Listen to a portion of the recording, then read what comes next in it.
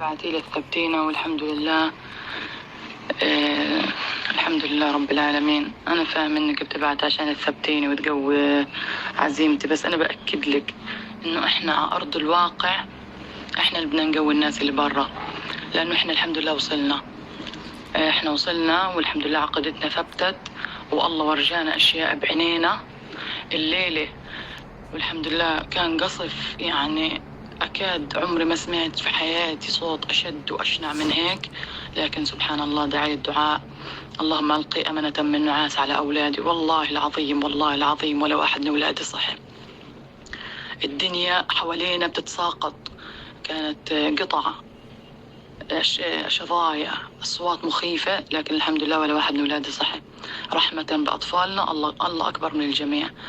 لا تقلقي علينا وادعوا لنا، واحنا يعني احنا بدنا نثبتكم ونقول لكم يا رب تصلوا مرحله انكم تكونوا زينا. يا رب يكرمكم الله وتصلوا المرحله اللي احنا فيها ان شاء الله. ربنا بيكرمكم وتصلوا مرحله الثبات في العقيده والثبات في الدين والثبات في الحياه، والحمد لله رب العالمين. الطفل الصغير قبل شوي عبد الله ابني عمره 3 سنين بقول لي يما انا حاسس بدي اموت. بقول له لا يما تقوليش هيك.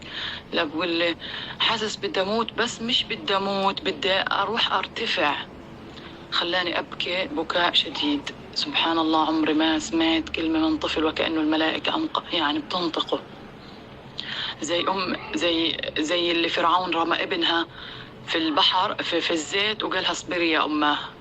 طلعت في الولد، طلعت هيك وكأنه ربنا ايش بقول لي حتى لو مات فهو شهيد، وهم أحياء عند ربهم يرزقون. حتى الأطفال عندنا الله بنطقهم كلام هم ما بيعرفوا إيش يعني، إيش بيعرفوا. استغفر الله استغفر الله استغفر الله، حسبنا الله ونعم الوكيل. فما تقلقوش وما تخافوش، بس وصية وصية وصية لكل حدا بتقابلوه في حياتكم من هلا لما تموتوا، وقولوا لأولادكم إنه في هذه الأرض كان في ناس قالت لا إله إلا الله، وفي هذه الأرض ناس ثبتت على دين الله. قاعدين إحنا فئة قليلة، مش بنحارب في إسرائيل، إحنا بنحارب في أمريكا رأس الظلم في الأرض. كم من فئة قليلة غلبت فئة كثيرة بإذن الله. إحنا بنحارب في أمريكا نفسها اللي دول عظمى، إحنا بنحارب زي الفرس والروم.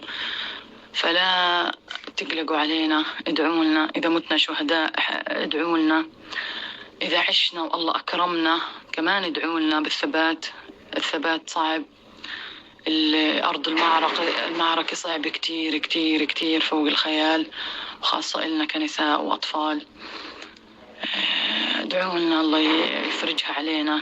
سمع كل الكلام هذا لأي حدا بتعرفيه، سمع أي حدا وقولوا لهم حسبي الله ونعم الوكيل. وصية وصية وصية، هذه إن شاء الله نعشنا أو متنا هذه وصية إلكم. حدش يشوه صورة المقاومة عنا. المقاومة أشرف من أي بني آدم على وجه الأرض. المقاومة بتدافع عن بلدنا ووطننا وأرضنا وديننا قبل كل شيء. المقاومة بتدافع عن أي حاجة. المقاومة قاعدين بيقولوا في الأخبار إنها بتنفذ أجندة معينة لحدا معين. هدول المرجفين في المدينة، هدول المرجفين والمنافقين بنشروا إشاعات. عشنا أو متنا هذه وصية إلكم. حدش يشوه صورة المقاومة عنا. المقاومة أشرف من أي بني آدم على وجه الأرض. المقاومة بتدافع عن بلدنا ووطننا وأرضنا وديننا قبل كل شيء. المقاومة بتدافع عن أي حاجة. المقاومة قاعدين بيقولوا في الأخبار إنها بتنفذ أجندة معينة لحدا معين. هدول المرجفين في المدينة، هدول المرجفين والمنافقين بنشروا إشاعات.